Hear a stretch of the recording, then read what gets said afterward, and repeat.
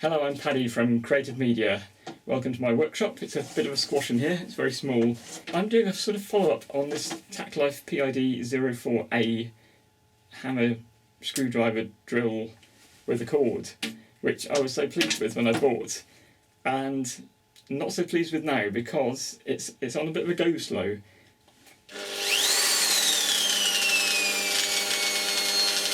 That is the drill going at full speed, apparently. And I remember previously when it's going full speed, my hair was getting blown in the air, this thing was whirring around alarmingly. And now all the features work, apart from it seems like everything is a lot slower than it should be. So if I hold up the camera, I don't know if you can see in the video, but that's moving a lot more slowly than it should be. I mean, I shouldn't be touching that when it was going at full speed. I'd hurt my hand, so that's just a sign that it's not running as it should. So there's lots of screw holes around it, so I can have a go at fixing it. I'm going to ask for a bit of advice from people and see what I can do, and hopefully I'll get it running at full speed again. Otherwise it's just a rather expensive, unwieldy screwdriver.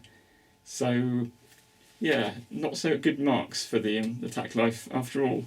While I'm here though, I did have some success with the box. I don't know if you saw on my other video, I complained that the box, all the drills and stuff that it came with, had all these slots, and I think you had something like 9 drill bits in a great big space. So I have hacked away at it with a hot knife and made a big space here instead. I've left the saw drill where they were because that's a good little slot. So I've removed this whole space.